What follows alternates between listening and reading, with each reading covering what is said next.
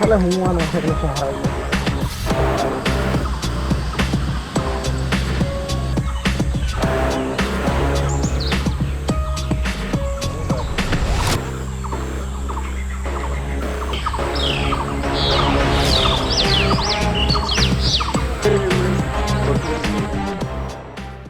কালি সন্ধ্যায় যিটো ধৰণৰ এটা ধুমুহাই সৃষ্টি কৰিলে সেইটো মই অত্যন্ত অসুবিধাত পৰিছোঁ আৰু সেই সময়ত অৱশ্যে মই ঘৰত নাছিলোঁ। যিটো বিশাল ধুমুহা আহিলে তাত অৱশ্যে মোৰ মহিলা আৰু ল'ৰাটোহে মোৰ ঘৰত আছিলে।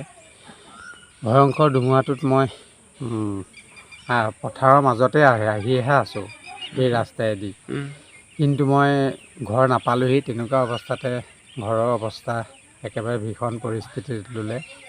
সেই ভীষণ পৰিস্থিতিটোত আমি এতিয়া কেনেকৈ কি ধৰণে কি উপায়েৰে আমি আগবাঢ়ি যাম নিজে নিৰুপায় হৈছোঁ। তাৰপিছত আৰু গাঁৱৰ ৰাইজো আহিছে, আহিও তেখেতসকলে চাই চিতি হেৰি কৰিছে, কিন্তু এতিয়ালৈকে চৰকাৰ প্ৰশাসনৰ কোনো ব্যক্তি মোৰ ঘৰত উপস্থিত হোৱাও নাই। আৰু তাৰ পিছৰ পৰ্যায়টো মই কেনেকৈ গঢ়ি যাম, কি কৰিম, মই দুটা ল'ৰা, আমি চাৰিটা প্ৰাণীয়ে কি ধৰণে আগবাঢ়ি যাম মই নিজে নিৰুপায় হৈছোঁ। চৰকাৰৰ পৰা আজিলৈকে কিবা এনেকুৱা ঘৰৰ সুবিধা পাইছে নেকি? নাই, একোৱে পোৱা নাই। আৰু আপোনাৰতো ঘৰৰ সম্পূৰ্ণ শেষ হৈ গৈছে? ঘৰ সম্পূৰ্ণ শেষ হৈ গৈছে।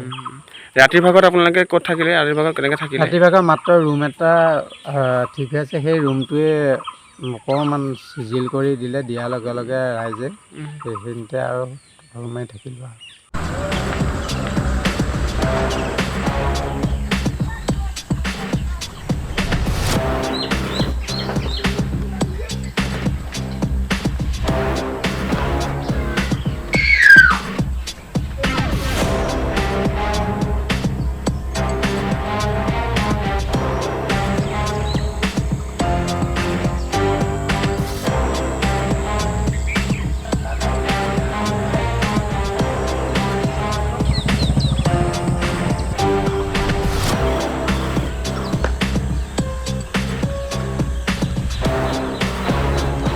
সেইফালে সোমোৱা নাই সেইফালে চহাই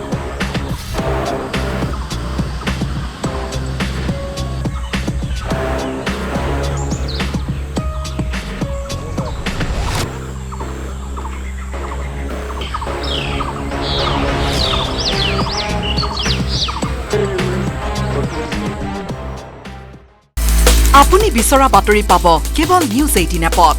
নিউজ 18 এপ ডাউনলোড কৰিবলৈ স্কেন কৰক এই QR কোড। গুগল প্লে ষ্টৰতো পাব এই নিউজ 18 এপ।